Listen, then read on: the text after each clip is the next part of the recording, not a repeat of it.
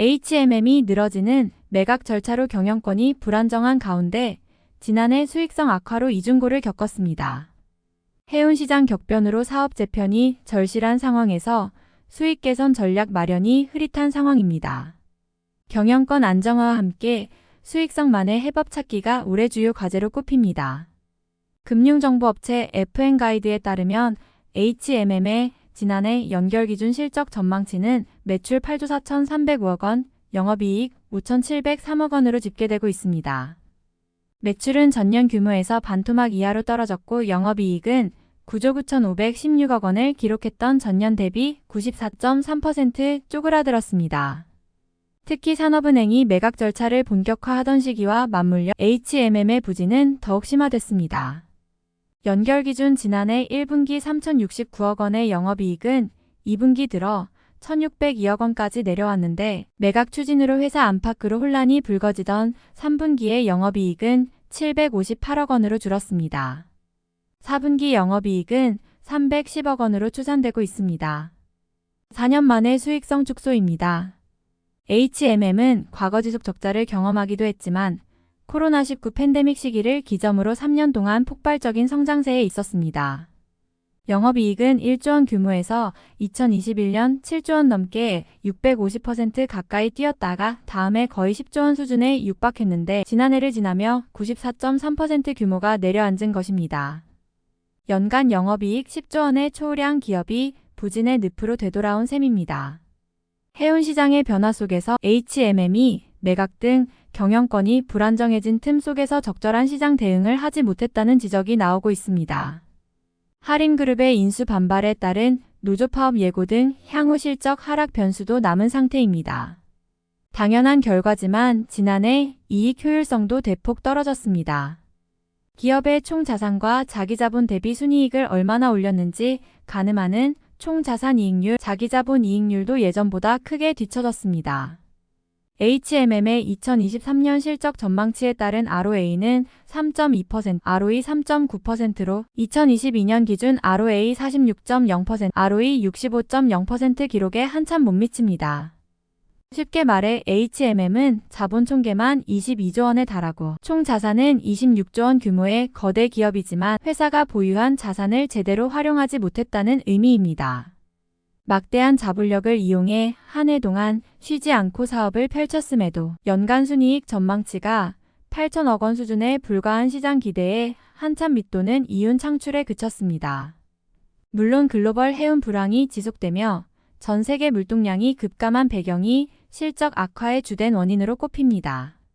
코로나19 팬데믹 이후 맞이한 해운 초호황기였던 2022년 초만 해도 전 세계 컨테이너 운임을 나타내는 상하이 컨테이너 운임 지수는 집계사상 최고치인 5,109.6영을 기록했지만 한 해 만에 상황이 역전된 것입니다.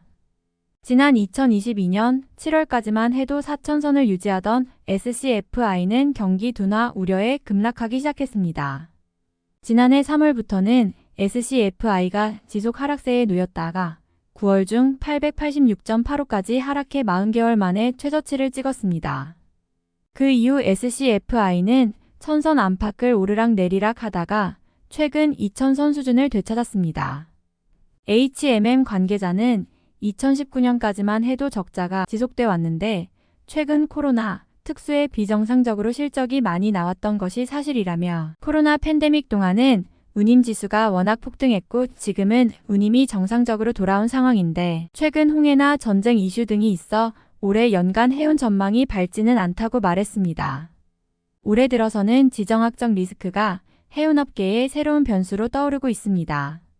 최근 예멘의 반군 후티가 수에즈 운하를 지나는 선박들을 공격하면서 글로벌 선사들이 아프리카 희망봉으로 선박들을 우회하고 있습니다. 약 6,500km 추가 항해가 필요해 전 세계 해운 물류 전반에 비상등이 켜졌습니다. 우선 HMM은 대응책 마련에 들어갔습니다. 유럽향 선복 부족 현상이 심화될 것으로 예상돼 HMM은 최근 유럽과 지중해 노선에 임시 선박을 투입하기로 결정했습니다. 북유럽 노선과 지중해 노선에 1만 1000T EU급 컨테이너선 한 척과 4천만 6천 T EU급 컨테이너선 3척을 각각 투입할 예정입니다. 해운시장 동맹체제가 개편되면서 HMM의 셈법도 복잡해지고 있습니다.